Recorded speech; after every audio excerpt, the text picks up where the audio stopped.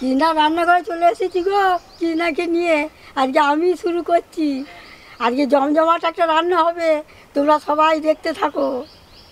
কি রান্না হবে সেটা আমি বলে দিই। আজকে থাকছে কাশ্মীরি চিকেন মশলা আর সাথে থাকছে জিরা রাইস। মা তো সমস্ত সবজি নিয়ে একদম অলরেডি দাঁড়িয়ে আছেন।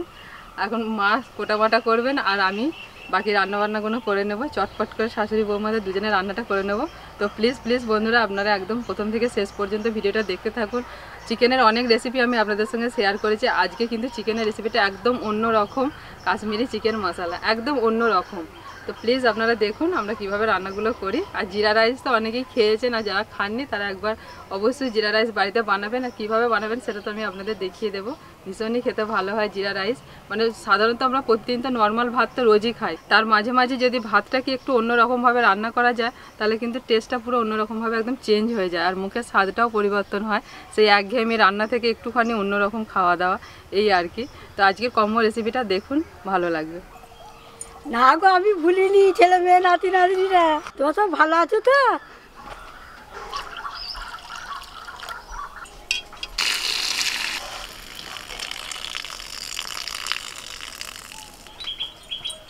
না, তোমার একটা কথা বলছি, বলো। তুমি রোজ রোজ আসবে না, হ্যাঁ?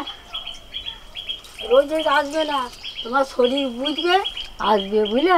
হ্যাঁ, দেখো আর কদিন হচ্ছে বলো, আমি কিছু বেশি দিন হয়নি। আমার যেদিন ভালো লাগবে সেদিন তো আসবো, আর যেদিন ভালো লাগবে না বছর গেলে তবে শরীরটা ঠিক মতন ভালো হবে, বুঝলে? বলছি যেদিন না পারবো সেদিন তো আপনি আছেন, আপনি তো তুমি তো জোর করে করে আসো। আর এতদিন তো আপনি করলেন, বলুন অনেক দিনই আপনি করেছেন একা। তুমি একটু কাজ পাগলা আছো তোমার শ্বশুরের মতন। আমার সেরকম কিছু অসুবিধা হচ্ছে না, আর অসুবিধা হলে তো আপনি আছেন।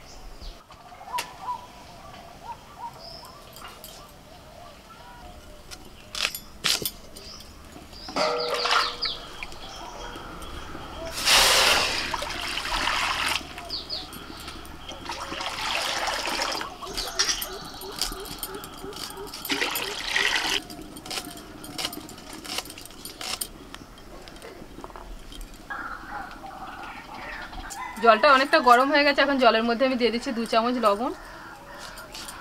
আর জিরা রাইস বানানোর জন্য আমি 750 গ্রাম চাল নিয়েছি, সেই পরিমাণে লবণটা দিচ্ছি। আর আপনারা যদি চালের পরিমাণ বেশি নেন তাহলে লবণটা একটুখানি বাড়িয়ে দেবেন। আর এখানে নিয়েছি পাতিলেবু, অর্ধেকটা পাতিলেবুর রস দিয়ে দিচ্ছি। লেবুটা ভালো রস আছে গো। হ্যাঁ, প্রচুর রস আছে। চালটা মিনিট 10-15 আমি ধুয়ে ভিজিয়ে রেখে দিয়েছিলাম, এখন চালটা তুলে দিচ্ছি।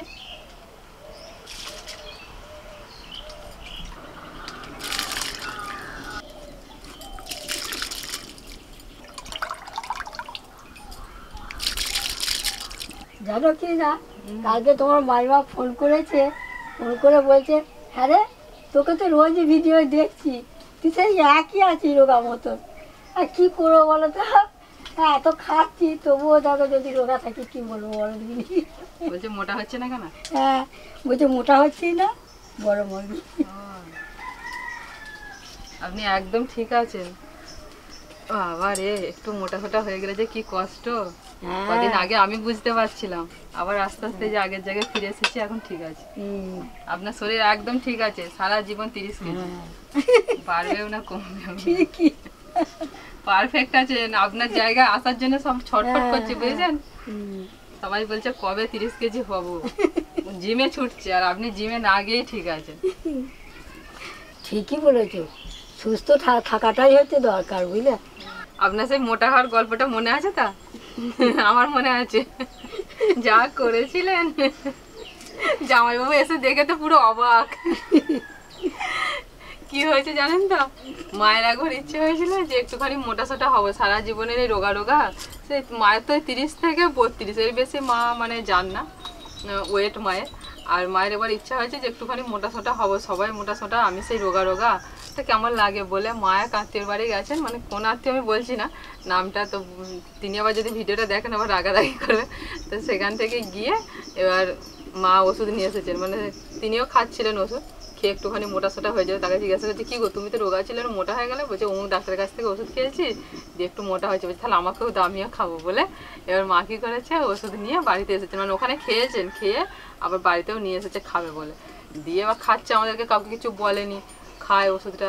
হঠাৎ দেখছি মায়ের কি পরিবর্তন, মুখটা দেখছি এরকম ফুলে গেছে, রোগা করা মানুষটা মুখটা কেন এরকম ফুলে গেছে, কি ব্যাপার বুঝতে পারছি না।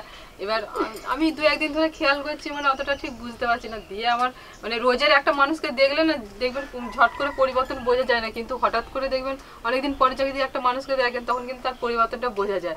এবার আমার নন্দাই এসছে, দিয়ে নন্দাই এসে আমাকে বলছেন কি যেন একটা কথা বলবো।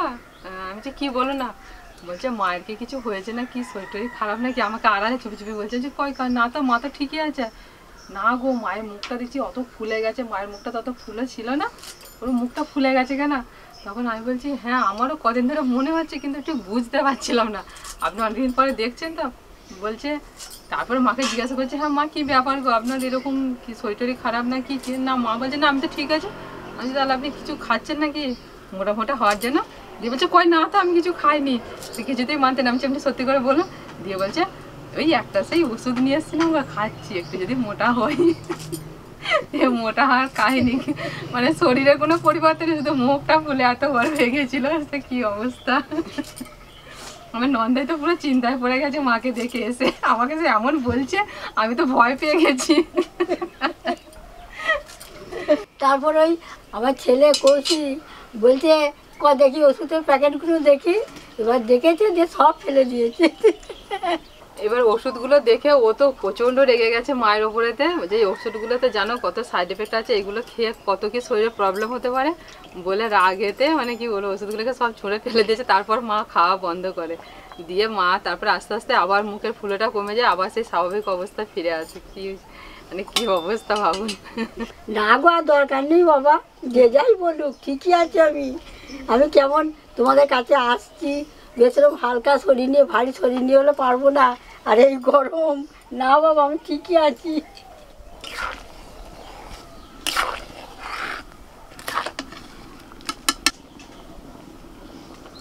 ভাতটার একটুখানি হবে, সেই ফাঁকে আমি চিকেনটার মধ্যে মশলা মাখিয়ে নিই। আর এখানেতে 1.5 কেজি চিকেন নিয়েছি কাশ্মীরি চিকেন মশলা বানানোর জন্য।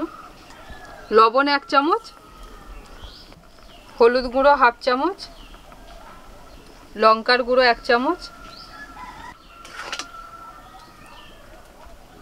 আর একটুখানি ফুটুক, 2 মিনিট মতো ফুললেই ভাতটা নামিয়ে নেবো। ততক্ষণে মশলাটা মাখিয়ে নিই।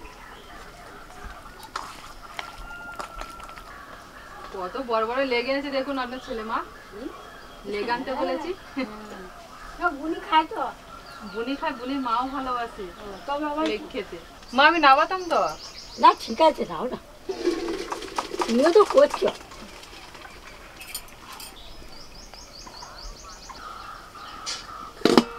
চিকেনটা ঢাকা দিয়ে আমি 10 মিনিটের জন্য রেখে দিচ্ছি।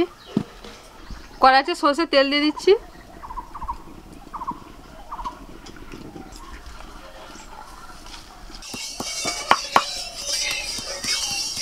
তেল গরম হয়ে গেছে, এখন চিকেনগুলোকে আমি হালকা করে ভেজে নেব।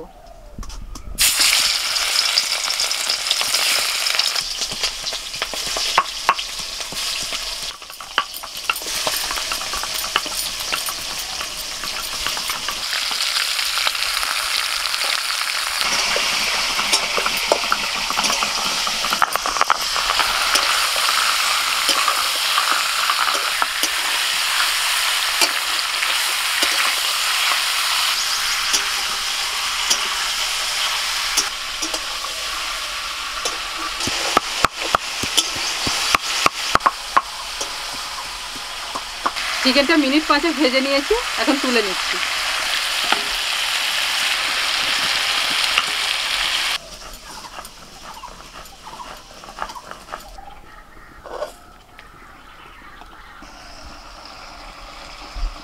চিকেনটা ভাজার পর চিকেন থেকে অনেকটা তেল বেরিয়েছে, আর আমি তেল দিচ্ছি না, ওই তেলের মধ্যে দিয়ে দিচ্ছি পেঁয়াজ কুচি।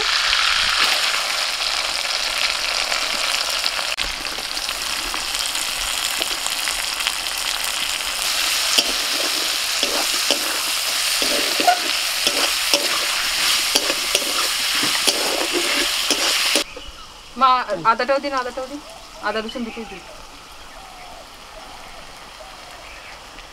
পেঁয়াজটা অর্ধেকটা ভাজা হয়ে গেছে, এখন আদা রসুন বাটাটা দিয়ে দিচ্ছি।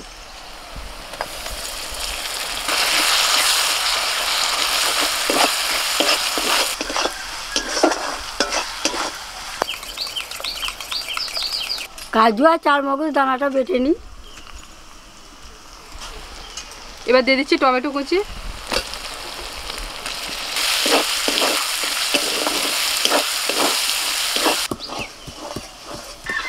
টমেটোটা পুরো গলে গেছে। এখন আমি মশলা দিয়ে দেব। দিচ্ছি 1/2 চামচ হলুদ গুঁড়ো, জিরের গুঁড়ো দিচ্ছি 1.5 চামচ, কাশ্মীরি লঙ্কার গুঁড়ো দিচ্ছি 1.5 চামচ, অল্প লবণ দিচ্ছি, চিকেনের মধ্যে লবণ দিয়েছিলাম, অল্প একটু জল দিচ্ছি,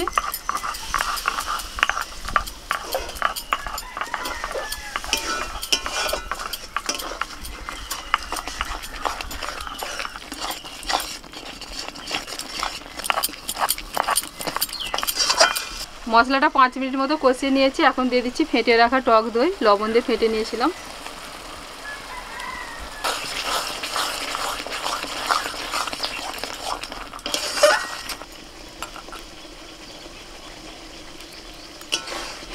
মা কড়াইতে দিয়ে দিন একবারে। ও আচ্ছা। কাজু বাদাম আর চারমগজ দানা বাটা,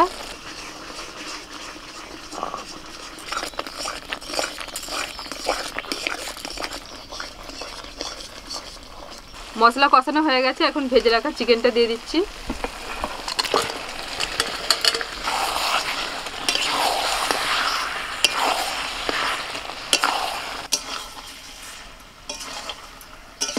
এখন 10 মিনিটের জন্য ঢাকা দিয়ে দিচ্ছি।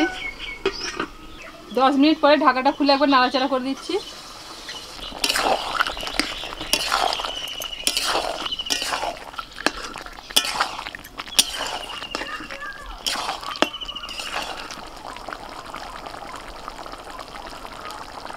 আবারও 10 মিনিটের জন্য ঢাকা দিয়ে দিচ্ছি। এইভাবে আমি চিকেনটাকে কষিয়ে নেব।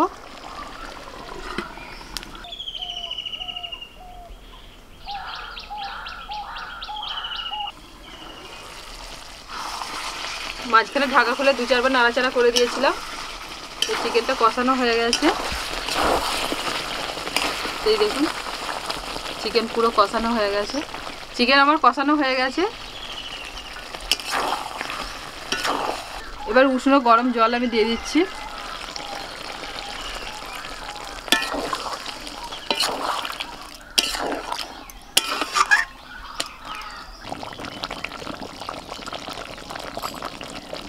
মাংসটা হয়ে গেছে, এরকম গ্রেভি গ্রেভি রেখে নামিয়ে দেবো। দেখো না ছোটো বুনি উঠে পড়েছে, কি আবার গেল।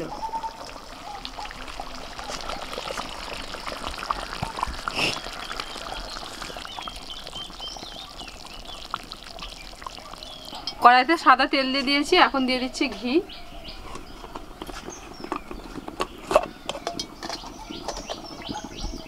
ঘি আর সাদা তেল দিয়ে আমি ভাতটা ভেজে নেব।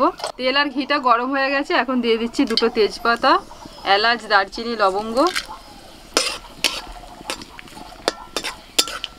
এখন দিয়ে দিচ্ছি জিরে। যেহেতু জিরা রাইস বানাচ্ছি তাই গোটা জিরে দিতে হবে, আর জিরের পরিমাণটা একটু বেশিই দিতে হয়। জিরেটা ভাজা হয়ে গেছে। এখন ভাতটা দিয়ে দেবো। আস্তে আস্তে আস্তে দাঁড়ান, আস্তে আস্তে ছ্যাঁক করতে দাঁড়া।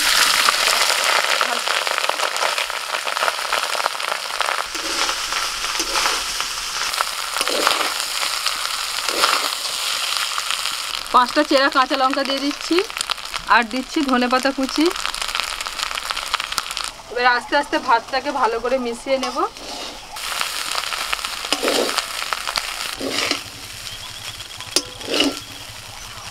লবণ দিয়ে দিচ্ছি একটু।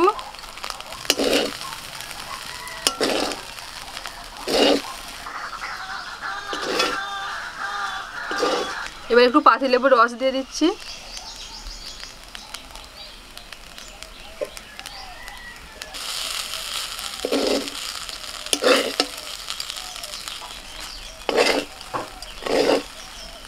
জিরা রাইস একদম রেডি। এবার শুধু গরম গরম পরিবেশন করার পালা।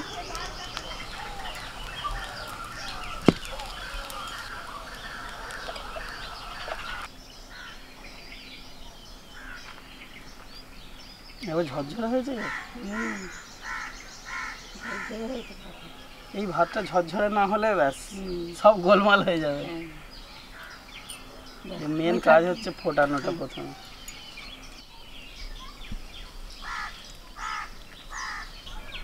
এ কত দিচ্ছ গো? খান ওরে না। বাপরে, আর দিও না, আর দিও, ওরে বাপরে। কথা বলবে না, শুধু চুপচাপ খেয়ে যাও। খান, রোগা হয়ে যাচ্ছেন বলছে সবাই হ্যাঁ, ফোন করে। না, বৌমা ভালো করে খাওয়াচ্ছে না। রোজ বৌমা খাচ্ছে। না না, ব্যাস ব্যাস থাক, আর দিও না। একে কম দেবো। হুম, এই দেখো, আপনার ছেলেকে কম দেবো। না না, কম দেবে কেন, দাও না, না গো, একটু খাও।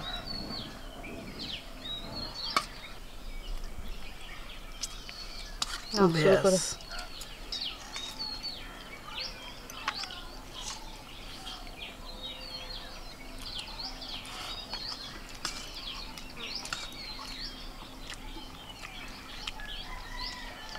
এসো, চলে এসো, ঠিক টাইমে চলে এসছো আমার সোনা। এসো।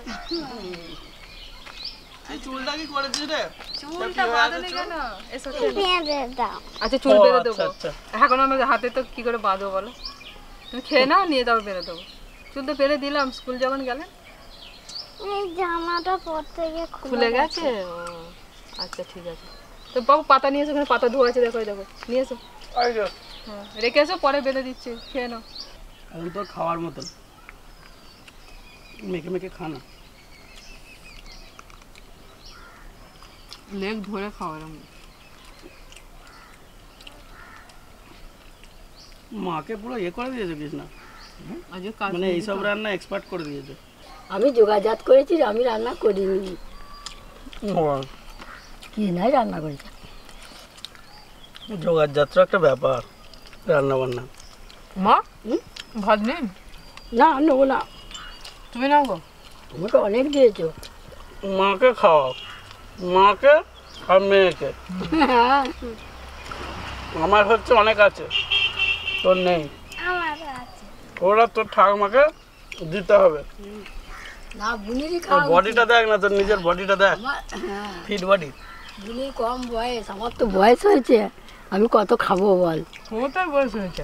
না, 25 বছর বয়স। হ্যাঁ, একদম পারফেক্ট বলেছে, হ্যাঁ, 25 বছর। বাবা, আমার বয়স কমিয়ে দিচ্ছি যে বুনি। ওই আধার কার্ডটা দেখেছো নাকি তোমার? আমার মেয়েকে আর আপনাকে দুজনে যদি জামা পরিয়ে পাঠানো হয়, বলবে দু বোন যাচ্ছে। বলছে 25 বছর বয়স। দেখো, তাহলে ও কিন্তু জানে পারফেক্ট। এই জন্যে কাজের বাড়ির রান্না খেয়ে আমার পোষায় না।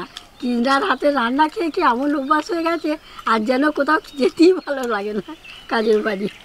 যার থেকে ভাবছি অনুষ্ঠান বাড়ির এই রান্নাগুলো আমি ধরবো, হ্যাঁ, তখন মা গিয়ে খায়। মেয়ে, ছোট মেয়ে, বড় মেয়ে, হ্যাঁ, আমি, মা সবাই মিলে চলে যাবো। ছোটটাকেও নিয়ে যেতে হবে কিন্তু। হ্যাঁ, সবাই হেল্প করবেন, আমি রান্না করবো। ভুজনাটা হতে দে, দেখবি একবার। হ্যাঁ, সব জায়গায় ছুটবে। আর দুটো বাড়িতে যদি পড়ে একসঙ্গে কি করবে? মাকে একটা পাঠিয়ে দেবো।